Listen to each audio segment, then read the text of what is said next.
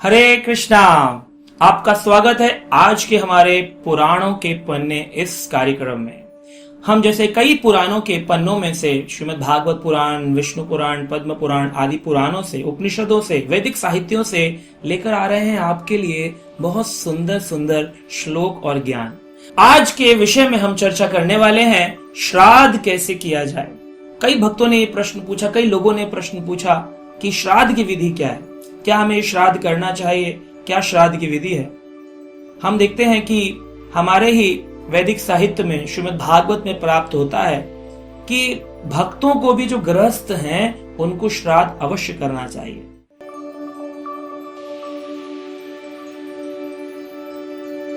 तो श्राद्ध करने के लिए देखते हैं कि नरसिंह भगवान ने स्वयं प्रहलाद जी को ये बात बोली थी कि तुम्हारे पिता को मेरे स्पर्श से ही शुद्धि और मुक्ति प्राप्त हो चुकी है, लेकिन फिर भी ये तुम्हारा कर्तव्य है कि तुम अपने पिता के लिए श्राद्ध आदि कर्म करो। तो इसलिए देखते हैं हम कि चैतन्य महाप्रभु ने भी अपने पिता जगन्नाथ मिश्र जी का जाकर के, जो स्वयं भगवान है, गया में श्राद्ध किया। और हम देखते हैं भगवान श्री राम ने भी अपने पिता दशरथ महाराज का श्राद्ध किया। तो सदग्रस्त होने के नाते ये कर्तव्य है कि हम श्रद्धा पूर्वक हम अपने पूर्वजों का श्राद्ध करें। तो श्राद्ध कैसे किया जाए? तो दो विधियां हैं। एक है स्मार्त ब्राह्मण विधि, यानी कि जिस विधि में कई सारे कर्म कांड चीजें होती हैं, करनी क्रियाएं होती हैं, लेकिन वैष्णव विधि के अनुसार श्रद्धा मेन कार्य होता है कि श्रद्धा पूर्वक हम कैसे श्राद्ध करें। तो श्राद्ध करने का तरीका है श्रद्धा। तो हम कुछ पॉइंट्स पर चर्चा करेंगे क्या क्या हमें करना चाहिए एक भक्त होने के नाते अपने पूर्वजों के उद्धार के लिए। पहली चीज कि श्राद्ध हमेशा पुत्र के द्वारा किया जाता है। पू नामक नरकः त्रायते इति पुत्रः। पुत्र मतलब ही है पू नामक नरक से अपने माता पिता पूर्वजों को तार दे, इसीलिए पुत्र होता है। तो अगर किसी की पुत्री हो तो वो फिर क्या करे? तो कजिन ब्रदर्स जो होते हैं वो श्राद्ध कर सकते हैं। अगर वो नहीं है तो पुत्री का पुत्र श्राद्ध कर सकता है, लेकिन पुत्री श्राद्ध नहीं करती है, श्राद्ध किया जाता है पुत्र के द्वारा। और क्योंकि पुत्री जो होती है उसका विवाह हो जाने से उसका गोत्र परिवर्तन हो जाता है, तो वो अपने ससुराल में अपने सास ससुर उनका श्राद्ध कर सकती है, जो भी उसके पति से संबंधित संबंधी हैं, लेकिन उसको अपने मायके का श्राद्ध उसे नहीं करना है। दूसरी चीज इसमें समझनी है कि वैष्णवों के लिए सबसे मुख्य है भगवान का प्रसाद, यानी कि जो भी हम बनाएं उसको पहले भगवान कृष्ण को भोग लगाएं, विधि अनुसार, वैष्णव विधि के अनुसार। भोग लगाने के बाद उस प्रसाद को लाके सारे भोजन में मिक्स कर दें और फिर उस भोजन से एक थाली प्लेट निकालें जो कि पूर्वजों के नाम से निकाली जाए, और फिर वो थाली किसी गाय को खिलाई जाए या किसी वैष्णव ब्राह्मण को खिलाई जाए।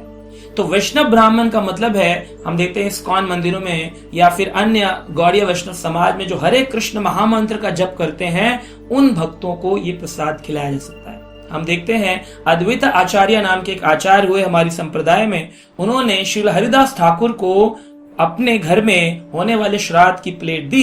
क्यों? क्योंकि वो हरे कृष्ण महामंत्र की 192 माला का जाप किया करते थे। यानी कि हरे कृष्ण महामंत्र जाप करने वाले व्यक्ति को भोजन खिलाने से भगवान भी संतुष्ट होते हैं और पितृ भी संतुष्ट होते हैं, और पितृ जिस भी स्थिति में हो वहां से मुक्त हो जाते हैं। तीसरी चीज है कि हमें भगवान के मंदिर में अवश्य कुछ दान देना चाहिए, विष्णु मंदिर निर्माण के लिए दान देना चाहिए।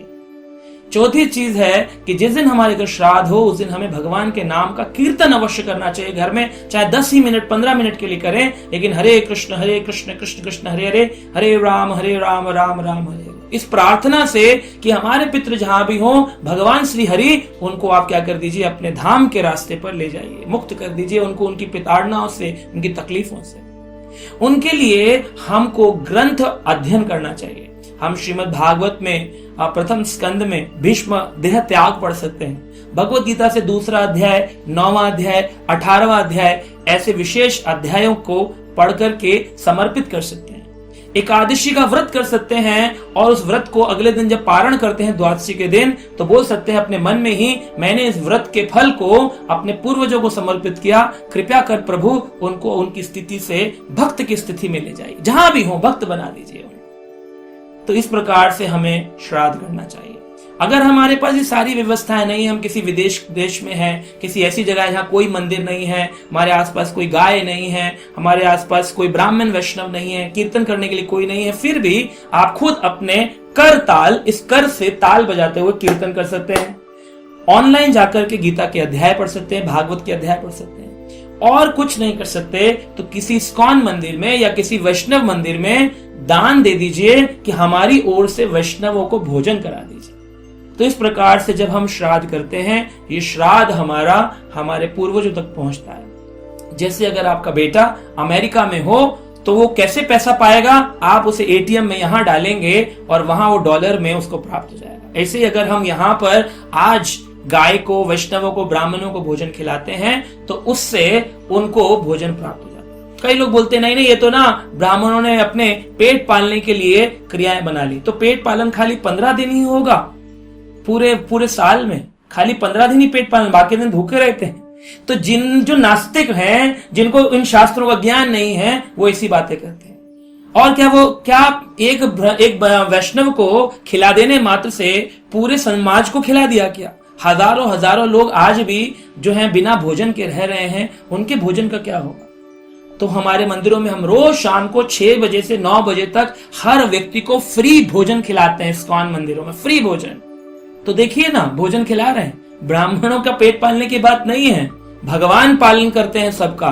तो उस ऐसे लोगों से मिलना नहीं चाहिए, उनसे दूर रहना चाहिए। शास्त्र में खुद पढ़िए और खुद पढ़कर अपने नियमों का पालन करिए।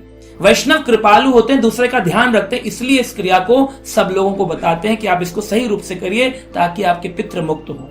वरना पितृ लोग हैं वो क्रोधित हो जाते हैं, वो इंतजार करते हैं। ऊपर के लोगों में साल में एक दिन ऐसा होता है जब खोल दिया जाता है लंच का टाइम। जैसे हमारे भी 24 घंटे में लंच दोपहर के समय होता है, ऐसे ही वहां जो हमारे यहाँ 1 वर्ष होता है, वहां उनका 1 दिन होता है।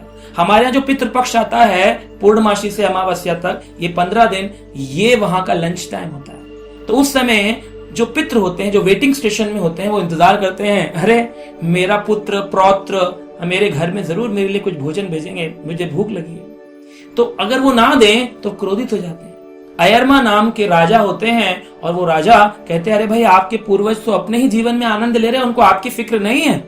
अच्छा, तो फिर मैं क्रोध में इनको श्राप देता हूं, इनका कोई काम न बने। और फिर व्यक्ति को पितृ दोष लग जाता है।